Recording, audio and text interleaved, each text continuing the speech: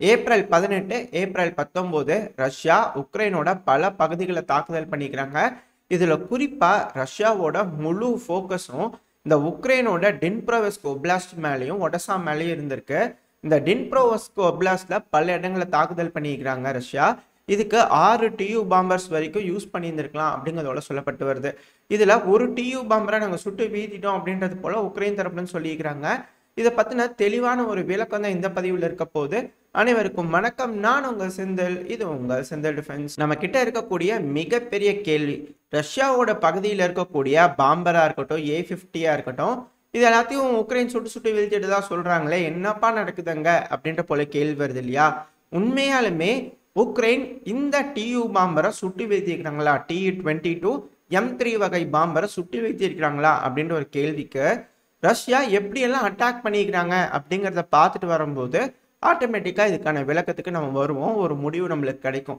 So முதல்ல இந்த Russia எந்தெந்த பகுதிகளை குறி வச்சு தாக்குனாங்க அப்படிங்கிறத நம்ம பார்க்கலாம். அதுக்கு பின்னாடி என்ன காரணம் இருக்கலாம் அப்படிங்கிறதையும் தெளிவாக பார்ப்போம். ரஷ்யா இந்த டின்ப்ரோவை தாக்குறதுக்கு முன்னாடியே இந்த டின்ப்ரோவை சுற்றியும் அவங்களோட சர்வேலன்ஸை வலுப்படுத்தி இருந்திருக்கிறாங்க. காரணம் என்னன்னா, ஏப்ரல் 18 சாயங்காலம் ரஷ்ய தரப்புலேருந்து ஒரு வீடியோ பதிவுகள்லாம் வர ஆரம்பிச்சிருக்கு. என்ன செஞ்சுருக்காங்கன்னா, இந்த டின்ப்ரோவெஸ்கோட இந்த கரைக்கு இந்த பக்கத்தில், அதாவது இப்போ சண்டை நடந்துட்டு இருக்கு இல்லையா, அந்த பகுதியில், அதாவது வலது பக்கம் அப்படின்னா உக்ரைனோட கிழக்கு பகுதின்னு வச்சுக்கோங்க. அந்த டினிப்பர் ரிவருக்கு கிழக்கு பகுதியில் வந்து பார்த்தீங்கன்னா உக்ரைன் அவங்களோட ஏர் டிஃபென்ஸ் சிஸ்டம்லாம் நிறையா வச்சுருந்துக்கிறாங்க. அதை தெரிஞ்சுக்கிட்டதுனால அது மேலே டார்னோட எஸ் சிஸ்டமை பயன்படுத்தி ப்ரிசைஸ்டான ஸ்ட்ரைக் பண்ணுறாங்க. இதனால அந்த டின்ப்ரோவுக்கு பாதுகாப்பாக இருக்கக்கூடிய ஏர் டிஃபென்ஸ் சிஸ்டம் எல்லாம் கம்ப்ளீட்டாக ஷட் டவுன் ஆக ஆரம்பிச்சிருச்சு. ஸோ இந்த பகுதி ஃபுல்லாகவே ஏர் டிஃபென்ஸ் சிஸ்டம் இல்லாமல் ஒரு நாள் ஃபுல்லாக இருந்திருக்கு. அடுத்த நாள், அதாவது ஏப்ரல் 19 இந்த அதிகாலை, அதாவது ஏப்ரல் 18 சாயங்காலத்துலேருந்து ஏப்ரல் 19 அதிகாலைக்குள்ளே நடக்கக்கூடிய விஷயங்கள். இந்த இடத்துல தாக்குதல் பண்ணது மட்டும் இல்லாமல் ரஷ்யா அடுத்தது இதே டினிப்ரோவில் வந்து பார்த்தீங்கன்னா ஒரு ஏர்பேஸ் இருக்குது உக்ரைனுக்கு. அந்த ஏர்பேஸை தெரிஞ்சுக்கிட்டு அந்த ஏர்பேஸில் இருக்கக்கூடிய விமானங்கள் எல்லாத்தையுமே சுட்டு வீழ்த்துறாங்க. அதுக்கு அவங்க பயன்படுத்துறது முதல்ல கஸ்டர் ரவுண்ட்ஸை யூஸ் பண்ணிக்கிறாங்க. அதுக்கப்புறமா டார்னடோ சிஸ்டம் பயன்படுத்திக்கிறாங்க.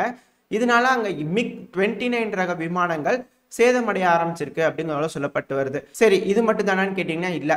இது ரெண்டையும் கம்ப்ளீட்டாக முடிச்சதுக்கு அப்புறமா இன்று அதிகாலை டின்ப்ரோவில் இருக்கக்கூடிய மிக முக்கியமான லொக்கோமோட்டிவ்ஸ், அப்புறம் அந்த ரயில்வே ஸ்டேஷன் இருக்கு இல்லையா, அந்த இடத்துல ப்ரிசைஸ்டான ஒரு ஸ்ட்ரைக் பண்ணிக்கிறாங்க.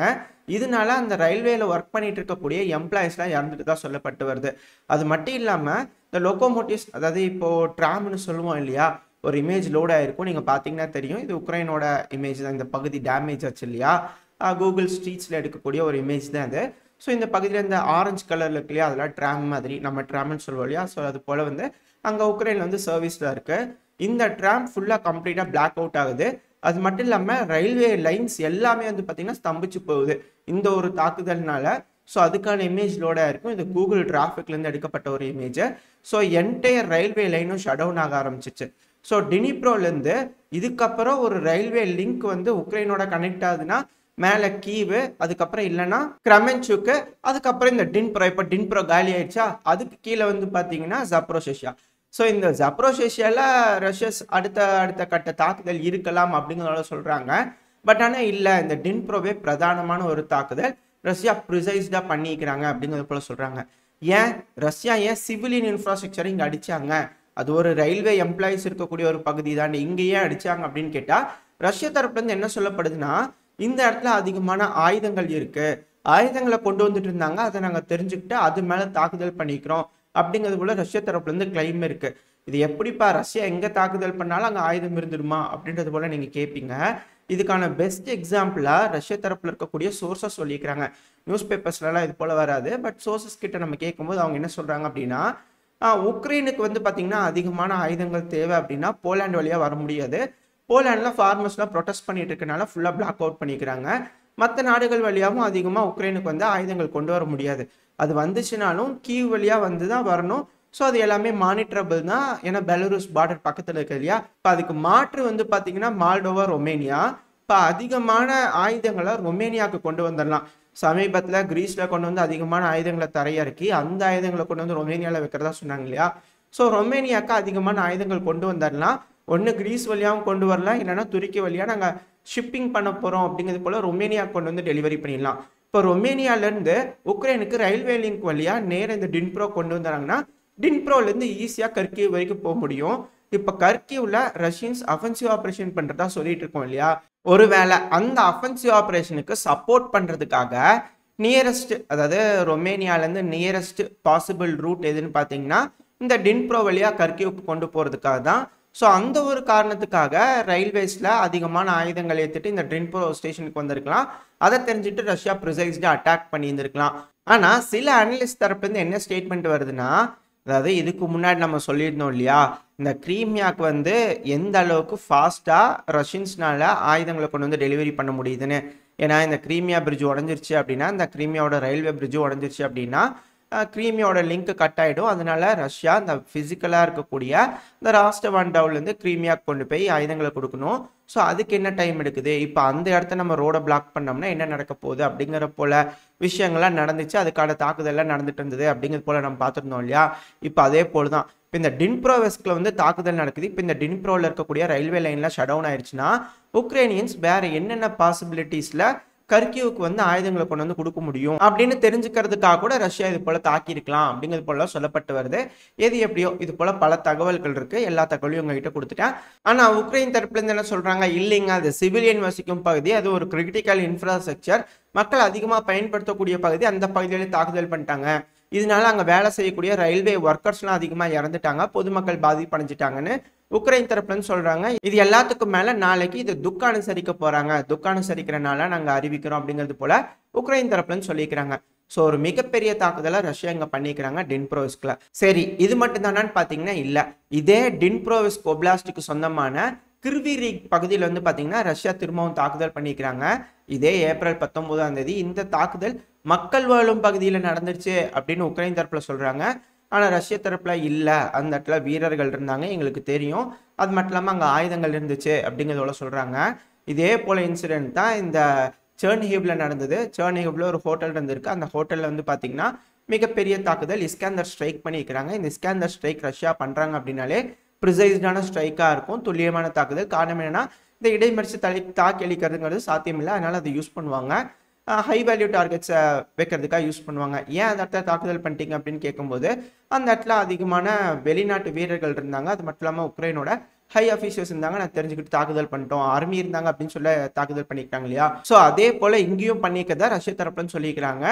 இங்கேயும் வந்து பார்த்தீங்கன்னா சேதாரங்கள் ஏற்பட்டிருக்கு. இதுக்கு டைம் போக போக தான் எந்த அளவுக்கான உயிர் சேதங்கள் இருக்கு அப்படிங்கிறது நம்மளுக்கு தெரிய வரும். ஆனால் உக்ரைன் தரப்புல 3 பொதுமக்கள் பாதிப்படைஞ்சிருக்காங்க, காயமடைஞ்சிருக்காங்க அப்படிங்கிறது போல சொல்லப்பட்டு வருது. அப்புறம் அந்த சர்னிஹிவ் ஒப்லாஸ்ட்ல ராணுவ வீரர்கள் இருந்தாங்கன்னு சொல்லியிருந்தோம் இல்லையா, அதை மேலும் உறுதிப்படுத்தும் விதத்தில் வந்து பார்த்தீங்கன்னா உக்ரைனோட இந்த மீடியாஸ்லாம் இருக்கும்ல, இந்த சோஷியல் மீடியாஸ், அதுலலாம் அதிகமான நபர்கள், அந்த சர்னிஹிவ் ஒப்லாஸ்ட்ல இருக்கிற அதிகமான நபர்கள் இது போல் வீரர்கள் வந்து ஆபத்தில் இருக்கிறாங்க, இமீடியட்டாக வந்து ரத்தம் கொடுங்க அப்படிங்கிறது போல் இமேஜஸ்லாம் அந்த ஸ்டேட்டஸ்லாம் வைப்பாங்க இல்லையா, அது போல் வச்சுருக்காங்க.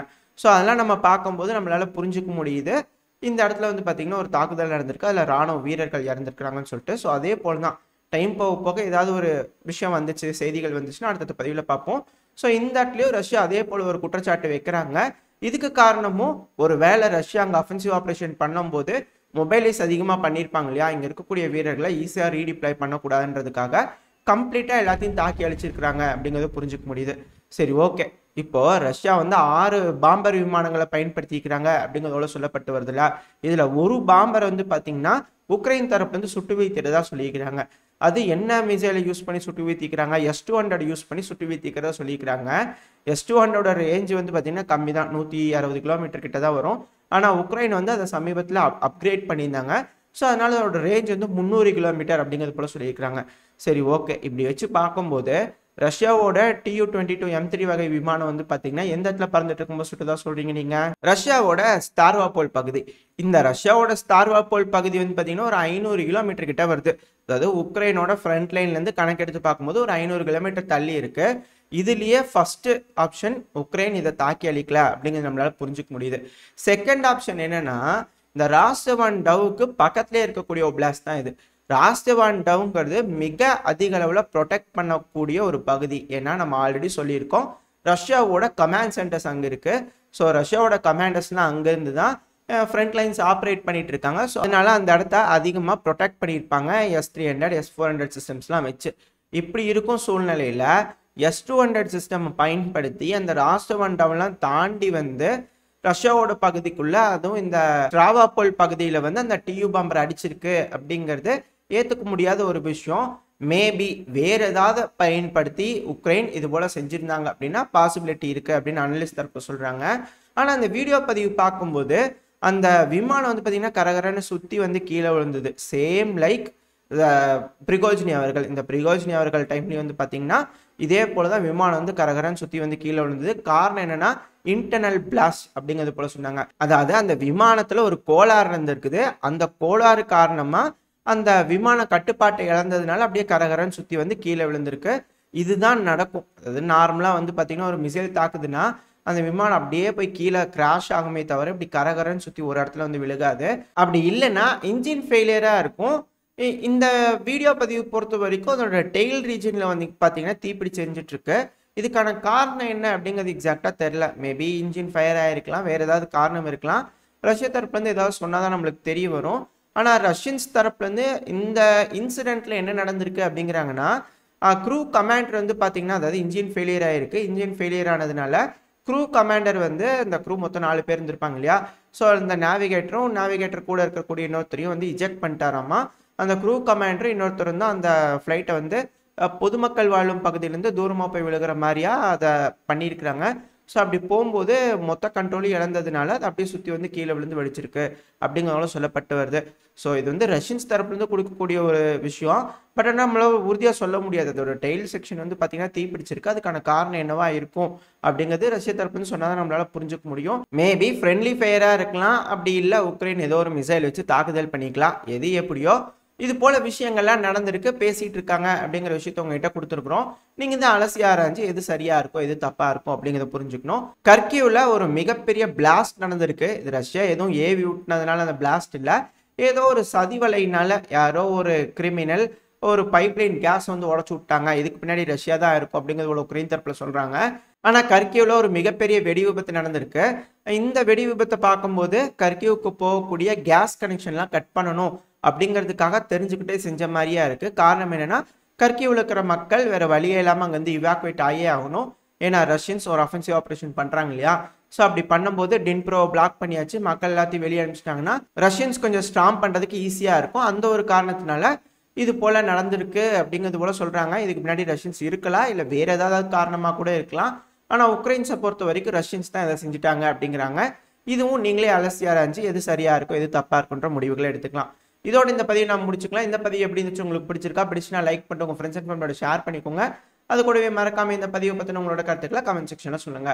இந்த பதிவு நல்லா இருந்திருக்கும்னு நம்பிக்கையில் அடுத்த பதிவில் உங்களை சந்திக்கிறேன். அது வரைக்கும் ஸ்டே சேஃப். By by.